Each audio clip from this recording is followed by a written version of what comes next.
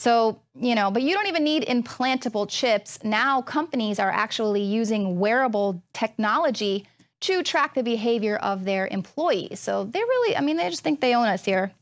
Of course, in the past, companies looking to increase the productivity of their staff would dole out Christmas bonuses and things like that. Now, human optimization is the rage. That's what we're being optimized. So this wearable technology has led to the creation of devices that are capable of building up a personalized biological profile of employees, and it allows the employers to analyze when they are at their peak and when they're having an off day. See, so we are just cogs in the machine. And do you ever feel that, it's kind of pointless sometimes? Well, new poll results are showing that 37% of British workers think their jobs are totally meaningless. So this is truly sad considering how much time most people actually spend working throughout their lives. And so what does this say about overall fulfillment? It's pretty sad. Doesn't seem promising. Well, in an article by David Graeber, he talks about the phenomenon of BS jobs and where this sort of started. He argues that in 1930, economist John Maynard Keynes predicted that by the end of the century, technology would have advanced sufficiently that in countries such as the UK and the US, we would be on 15-hour work weeks. But in technological terms, we're quite capable of this, and yet it hasn't happened. So instead, technology has been marshaled to figure out ways to make us all work more. Huge swaths of people in Europe and North America in particular spend their entire working lives performing tasks they believe to be unnecessary. The moral and spiritual damage that comes from this situation is profound. It is a scar across our collective soul, yet virtually no one talks about it. And he goes on to theorize that in the late 60s and early 70s, there was mounting fear about a society full of hippie proles with too much time on their hands. They saw what happened during the hippie revolution there, and they were like, we cannot have this. And so the ruling class sort of freaked out about robots taking everyone's jobs, and then what were they going to do with all of us? So instead of technology making all of our lives easier, there was a shift, and it was actually medicine that became advanced. And it was medication like Ritalin, Zoloft, and Prozac, all of which are tailor-made to placate us, and so that these professional demands that are now being put on us don't drive us completely dysfunctionally crazy. So rather than searching for alternative, futures based on technological advances, what really has happened is that they've focused on labor discipline and social control, hence the internet, because it's so ubiquitous, you don't even realize that you're being controlled. Now, coming up, you're going to see the full in-depth 20-minute occulted technology report. This one includes interviews that we've done with people who are professional in this area. They're explaining everything, goes so far back, decades. The elite have been working to build the society of technological control rather than advancing the human race.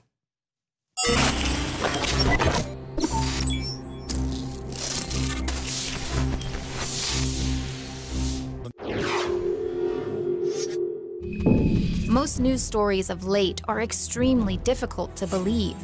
Global wars, economic uncertainty, a police state rising. And in the midst of all of this are the persistent headlines of emerging and sometimes bizarre technologies. Fully automated robots in the workforce, incredible advances in the understanding of health and immunity, life extension technologies, brain implantable microchips with unimaginable applications. We're going to be able to send nanobots, blood cell-sized devices, inside our bloodstream. They'll keep us healthy from inside, and they'll go inside our brains. And if that sounds very futuristic, there are already people that have computers in their brains. What will humanity look like in the next 10 or 20 years? A human with the perfect immune system and enhanced health functions?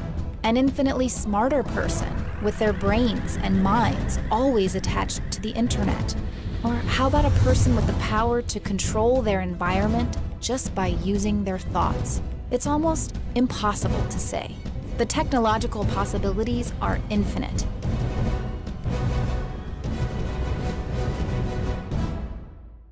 Is this technology just being randomly developed by thousands of talented scientists and engineers without any real plan for the future paradigm that it's going to create? Or has there been a group envisioning this future all along? If you study the 16th, 17th, and 18th century manifestos and books about the Rosicrucians, as I did in the libraries and archives, you see that there's mention of all kinds of technological devices.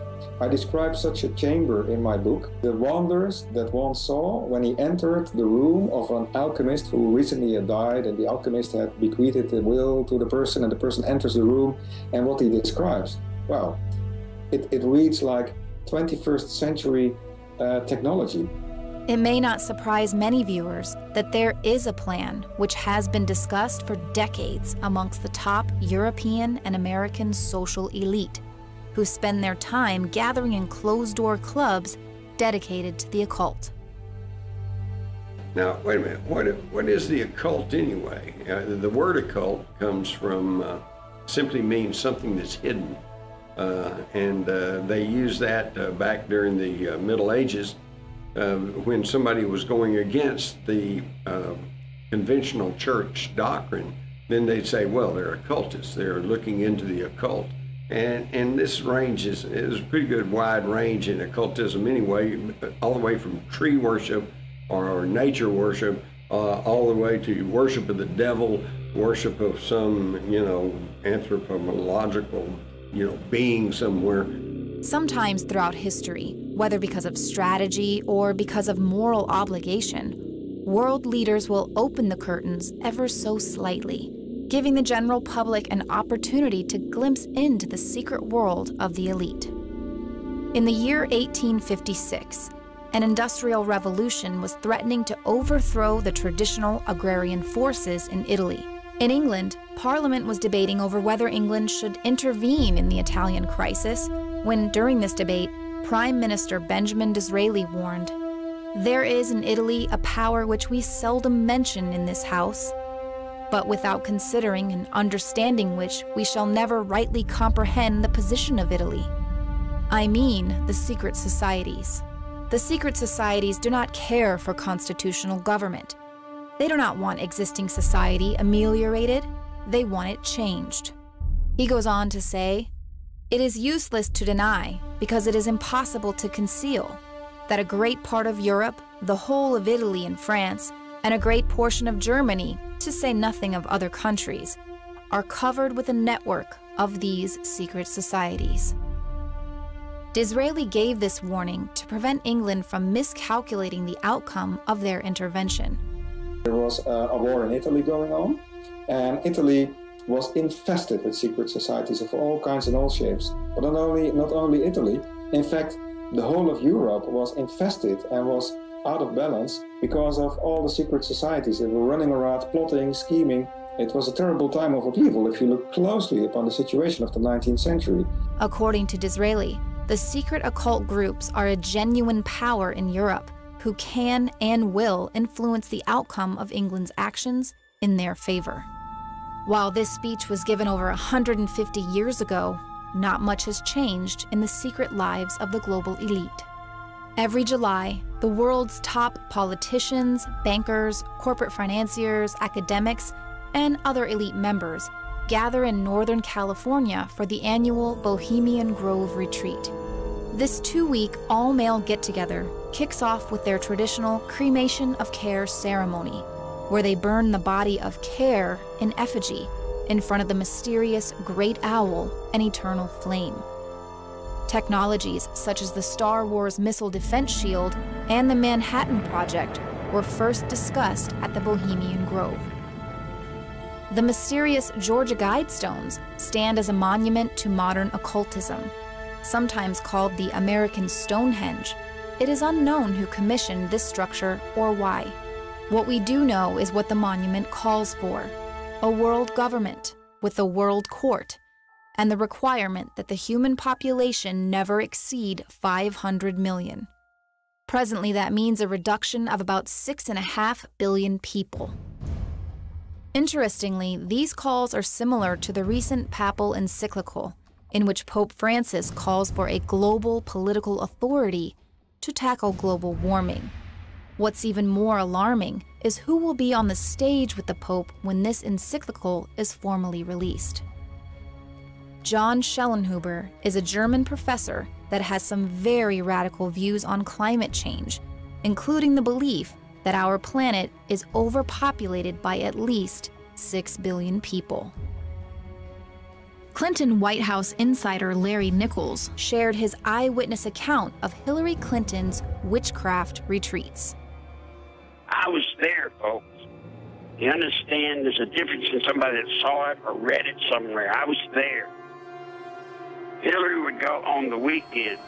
About every fourth, fifth weekend, she would disappear out to California. Finally, she came back and said, Hillary, what on earth is happening in California? She was running with her actress buddies, Linda Bloodworth Thomason and that crew. And she never told me. Finally, Bill told me that she goes out there to some kind of witch's church. And I said, you've got to be kidding me, Bill. No. He said, oh, no, man, she does. There are countless other modern instances where the secret occult beliefs of the global social elite are revealed. Just as Disraeli warned his parliament that they can't estimate an accurate outcome without factoring in the agenda of the secret societies, the same is true today.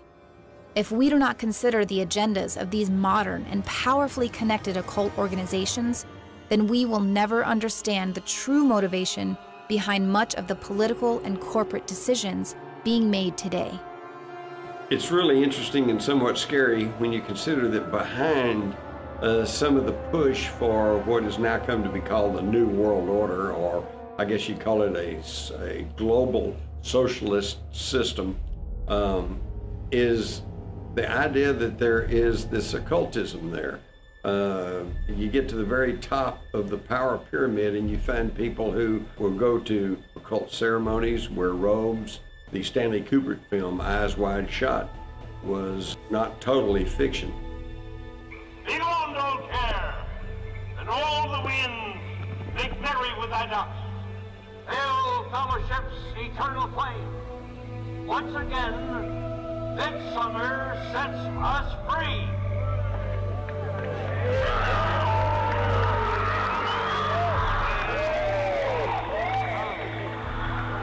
So what does all of this have to do with technology?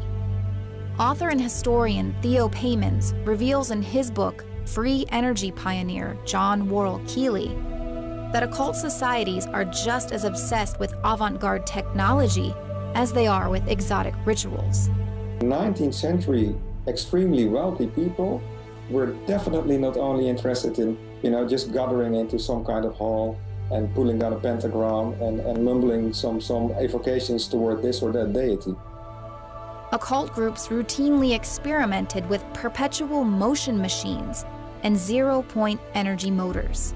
Oftentimes, when these occultists had these ideas and these avant-garde scientists, and they married those ideas into what I call occult technology, they created incredible machines and devices or prototypes of machines and devices, but they often would not work, or they worked in incomprehensible ways, or in ways that you couldn't predict. Rudolf Steiner said that certain mysterious societies have knowledge and understanding of occult avant-garde technological advances and energy sources, and that these affairs are being guarded as a secret in those circles on the subject of material occultism. But they will, when that which I call mechanical occultism will be put in practice, which is an ideal of these secret circles, they will achieve about 1,000 million in human labor. Rudolf Steiner was the founder of the anthroposophical movement, but he came from the Theosophical Society. And Rudolf Steiner once commented about secrets that were guarded in the inner circles of certain secret societies, and secrets not involving secrets of age-old occultism, like summoning demons from ancient grimoires, but secrets having to do with a strange kind of technology. He was discussing devices, machines, or apparatuses, the like the world had never seen. You could compare it a bit with, say, the machinated robot factories of today, And we see now that there's a huge unemployment amidst people, the craftsmen, the laborers who build these things, because now robots are doing it. With all the problems going on in the world today, I don't think the general population is prepared for what we're going to be facing in the very near future, and that is the problem of robotics. Right now, robotics is already causing a problem by taking jobs from working people, but it's even getting stranger than that. With implants and with conditioning, with chemical therapy, they're beginning not only to mess with people in a physical way, but then mess with us mentally, psychologically, intellectually. And this is going to become an ever-growing problem in the future. Mechanical occultism will not only make 9/10 of the labor superfluous, it will also make it possible to paralyze every rebellion of the unsatisfied masses. Of this, those secret societies are well aware. On this they count when they will attain the dominance over the entire population of the Earth. Are we actually starting to see Steiner's vision take form? An automated robotic workforce, from manual labor to executive office jobs, are now being installed throughout the world, which does threaten to render human labor superfluous. Those large arm assembly line robots we're used to seeing doing the work in car manufacturing plants are yesterday's technology. Today's robotic workforce is much smaller, much cheaper, and capable of doing a variety of jobs, including executive and creative jobs.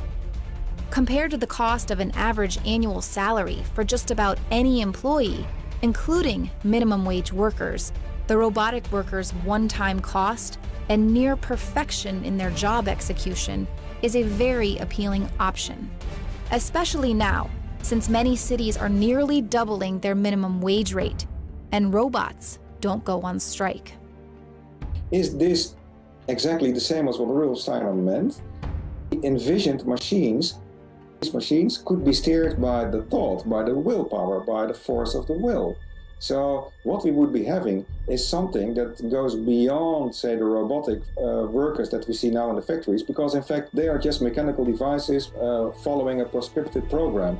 But what Rudolf Steiner in fact talked about was the next stage. So the stage what we will be seeing after this robotic workforce, and that is some kind of golemic creature, some kind of artificial creature, artificially imbibed with some kind of shadow intelligence, some kind of dumb slave, yet with a flicker, a glimmer of intelligence, so that it can do slightly more than, say, just bolting in a rivet and doing that 1,000 times a day.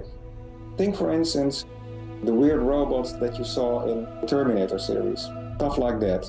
With some of these new techniques where they can alter our thinking, alter our emotions, in certain instances, someone who has a severe and definite mental problem, this could be a wonderful solution to bring them back to a more normal lifestyle. But the big question is, what about the misuse of this by reprogramming people and programming them into being little automatons? And that leads, of course, to the question is, who is going to decide the application of this technology? Anyone who is following the technology trends knows that the reality of a fully automated labor force is right around the corner. History is filled with inaccurate predictions about machines replacing the human workforce to bring about an apocalyptic-like scenario for humanity. Some might say that we are sounding the same alarms that other doom and gloomers have in the past. At a recent artificial intelligence conference here in Austin, we ran into Max Tegmark, the co-founder of Future of Life Institute. We asked him to explain some of the emerging problems as he sees it. It used to be, 300 years ago, that machines during the Industrial Revolution replaced blue-collar work, very easy-to-do jobs, and then those people got educated and got better paying jobs. Today, instead, our machines are replacing not the muscle work, but the brain work, right? And when you lose that kind of job, the only place you can go in the economy is usually downward in pay scale. So there are really interesting questions. Official unemployment projections for the next 10 years predict lower unemployment numbers and a surge in the economy. Of course, none of these statistics bothered to factor in automation. It's a difficult problem, and I was at a meeting where there were 5 Nobel Prize-winning economists, and all they wanted to talk about was this question.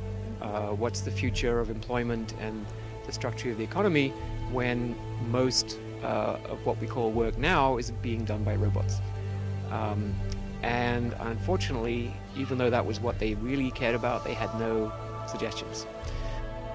Another talking point that attempts to quell the fears of an upcoming economic and social robot apocalypse reminds us that in any economy, there must be consumers with money to purchase the items the industry is manufacturing. Here is an example of applying 19th and 20th century economics to a 21st century problem. We're in new territory. Sales profits can be razor thin because the cost of labor will be automated away. The current model of economics will be different in the near future, so the model regarding supply and demand might not apply as it has in the last few centuries. In July 2013, former Treasury Secretary Larry Summers addressed a crowd at the National Bureau of Economic Research Summer Institute. He said, "Until a few years ago, I didn't think this was a very complicated subject. The Luddites were wrong, and the believers in technology and technological progress were right. I'm not so completely certain now." Computers and robots are designed not simply to extend human work capacity, but to eliminate the need for humans altogether. Just as Steiner warned that the same machines that will replace the workforce can also be used to paralyze every rebellion of the unsatisfied masses, we're also witnessing the militarization of our police. Combine this grid with fully autonomous militarized robotics, and Steiner's startling prediction of a technology that will replace our workforce and paralyze humanity suddenly becomes urgent. Humanity is on the brink of a crisis, and now may be our last chance to solve this mortal problem. In Part 2, we'll focus on the centuries-old plan to combine man with machine, gain superhuman abilities, and live forever. It's a vision which is rapidly becoming reality within the transhumanist movement.